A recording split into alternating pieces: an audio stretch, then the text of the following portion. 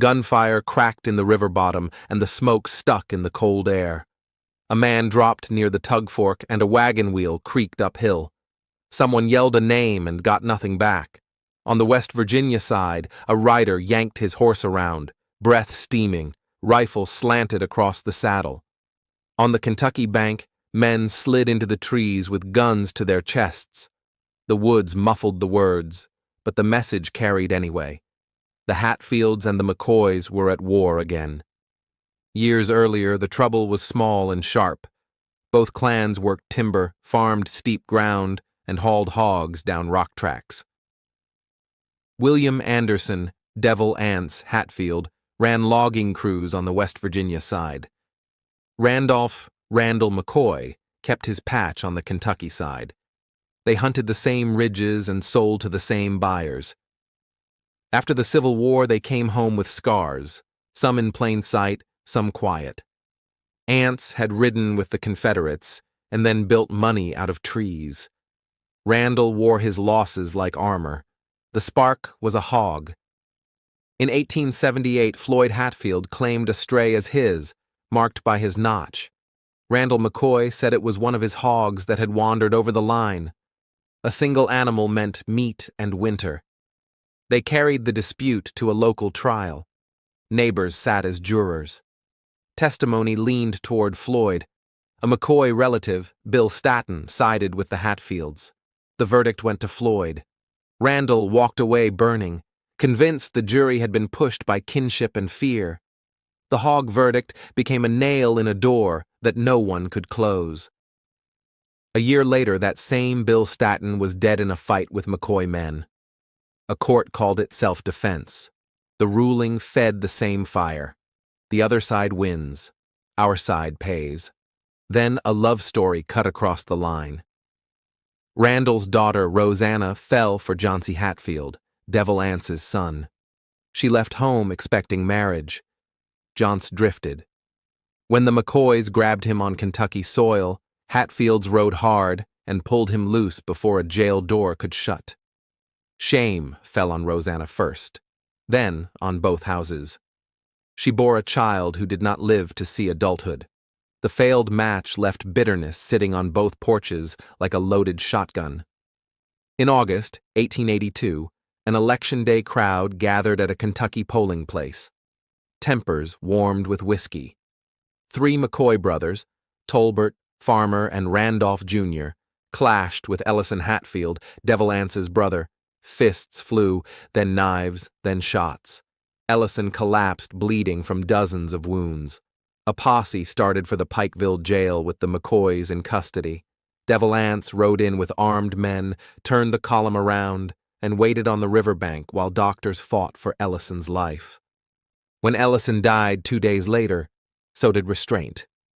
The Hatfields tied the 3 boys to pawpaw bushes and shot them. The scene left marks that never faded.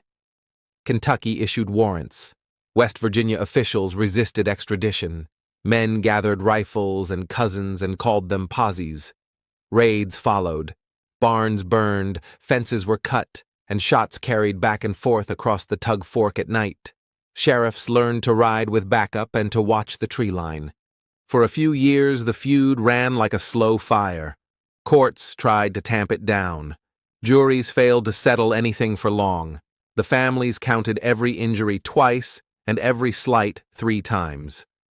Devil Anse stayed hard to catch in the hills, and Randall's people swore they would pull him into a courtroom or a grave. Outsiders turned the fight into a story about the mountains, wild and backward. People who lived there read those words and kept working, taking timber to the river and kids to one-room schools. The knock came before dawn on January 1st, 1888. Hatfield kin and allies surrounded Randall McCoy's house on Blackberry Creek. Flames climbed the walls to smoke the family out. Bullets hammered the boards. Calvin and Alifair McCoy were shot and killed as they tried to escape the fire. Randall fled into the dark. His wife Sarah was beaten. Word of the attack traveled fast. Papers in Louisville, Cincinnati, and New York printed columns on the blood feud with sketches of mountains and men in slouch hats. Governors felt the heat. Kentucky authorized cross-border action.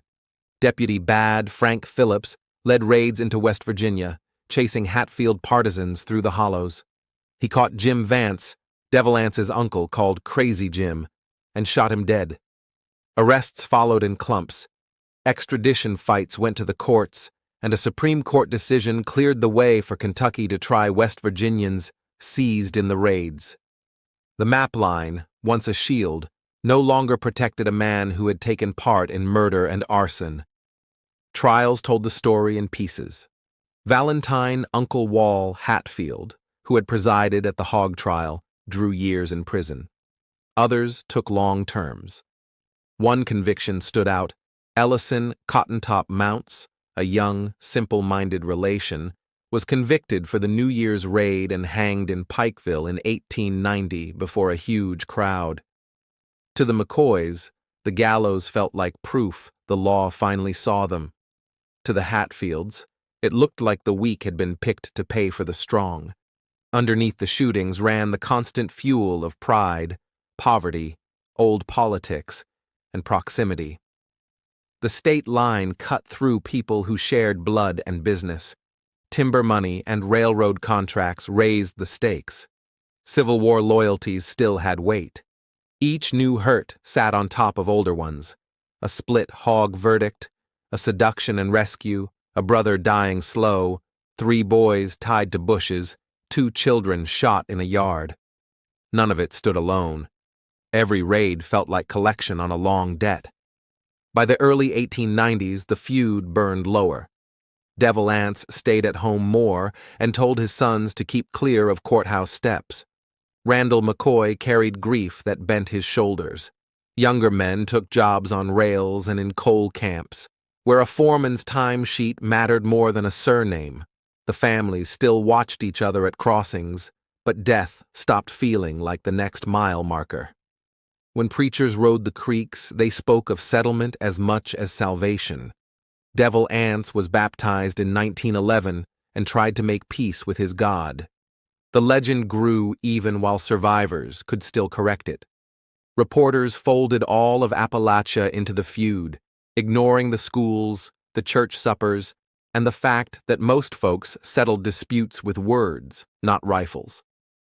Later generations of Hatfields and McCoys met for photographs, appeared together at fairs, and told how ordinary life became once the guns cooled.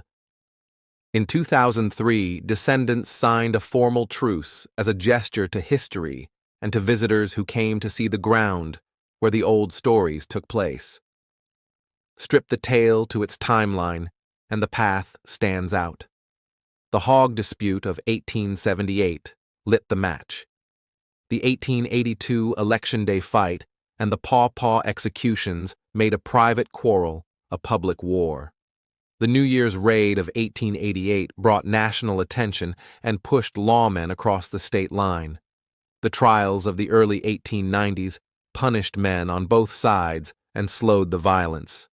After that, the families kept living.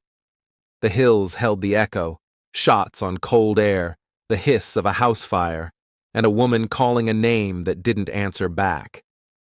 Stand by the tug fork now and the water runs quiet under sycamore roots. A school bus crosses the bridge in late light. A logger chains down a load and pulls out. People with those old last names wave like neighbors because that is what they are.